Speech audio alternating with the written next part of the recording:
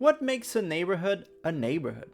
Because just east of downtown Toronto, there is a place that wasn't built to be one.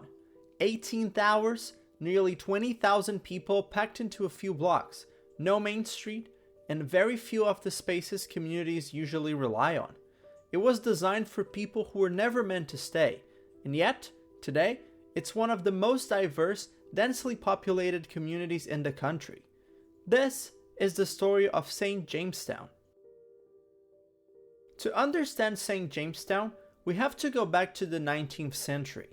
Then known as Homewood Estate, it was a neighborhood inhabited by Toronto's middle and upper middle class. Located on the east end of the city, it consisted mainly of large Victorian houses built for families who valued space, privacy, but who wanted to be still relatively close to the city's core. As Toronto expanded, the distance became less important. With increasing developments of public infrastructure, people were able to move to more secluded areas of the city, while still being able to easily access services available downtown.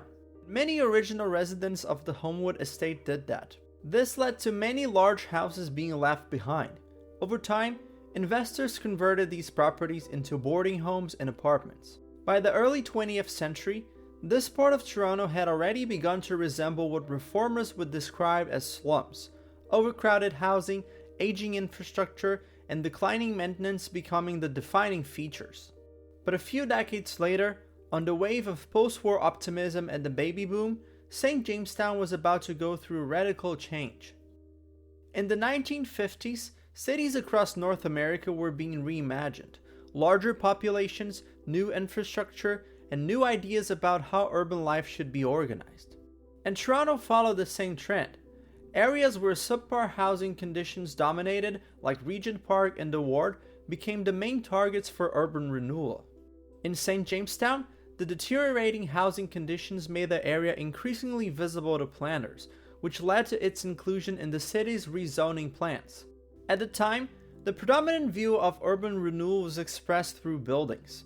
Influenced by Le Corbusier's concepts of towers in the park, the neighborhood faced a complete rearrangement.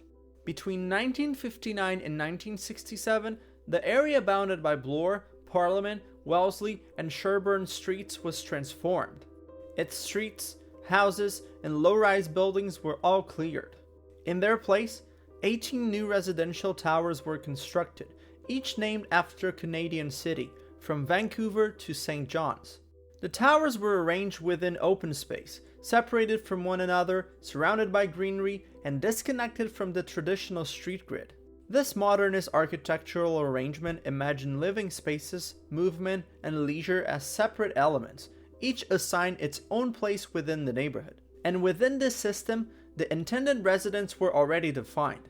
The development was designed for newly graduated, single, white Torontonians who would enjoy urban life during their first steps towards an inevitable suburban future. After completion, the towers filled up quickly, with the population growing from less than 1,000 residents to over 11,000 by the late 1960s. Initially, a large part of residents matched the target demographic of single professionals, with another part consisted of relocated residents from the demolished houses who moved into public housing units. But what looked like a success on paper didn't last for long. Shortly after the towers opened, the people they were designed for began to leave. The idea had been simple. Young professionals would move in, enjoy urban life for a few years, and eventually move out to the suburbs. But in practice, many shortened or skipped this phase entirely. As suburban housing became more accessible, larger homes with more space became the preferred option, attracting the very demographics the towers had been built for. But that didn't mean the apartments were left vacant. At the same time, a different group of residents began to arrive.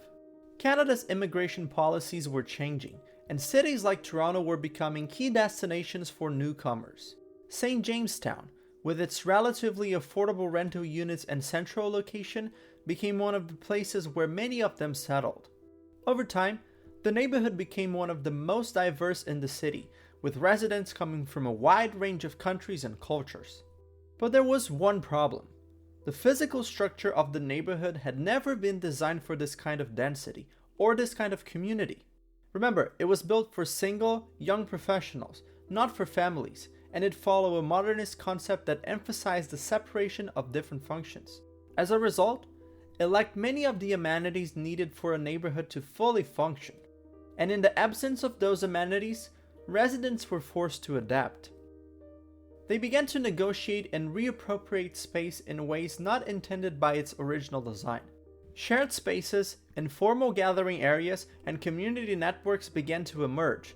Literal street corners turned into ad hoc shops and food stalls, while benches became sites for social gathering. This practice has been described in the literature as cornerism, the organic use of corners as mixed spaces of interaction and visibility, allowing for the flow and exchange of information, goods, and networks. They function as meeting points, service hubs, and sites of everyday exchange, offering everything, from bike repairs to legal assistance, all within environments that remain accessible and informal. This transformation would have not been possible without a type of community living there. The presence of migrant, non-white communities who brought different cultural relationships to public spaces, ones that rely less on formal infrastructure and more on shared, accessible environments, made these structures sustainable. As the neighborhood's population grew and diversified through the next decades, many of the social and practical needs of the residents were met only through these informal networks. It was only much later that the city began to introduce more permanent formal community infrastructure. In the late 1990s and early 2000s, facilities such as the St. Jamestown Public Library and the Wellesley Community Center were built. These additions marked a shift, an acknowledgement of the scale and permanence of the community that had already taken shape. Unlike the informal corners that emerged organically, these facilities were structured, planned, and institutional. And they were necessary. There's only so much a community can do without the city's support. Now, the two coexist and mark the character of the neighborhood. Today, St. Jamestown is home to around 18,000 residents, making it one of the most densely populated places in Canada. More than 70% of its population are immigrants, reflecting a level of diversity that stands out even within Toronto. What was once planned as a temporary stop for young professionals has become something entirely different, a dense, multicultural community at the center of the city. The towers are still there, the layout is still the same, but the way the neighborhood works has been completely reshaped. And this raises a larger question. What actually makes a neighborhood a neighborhood? Because even the most careful urban design cannot fully predict how a place will function. And St. Jamestown shows that a neighborhood is defined much more by its residents than by its layout. If you like this type of content and would like to learn more about the environment that surrounds us, please consider leaving a like and subscribing to this channel. Stay tuned for more!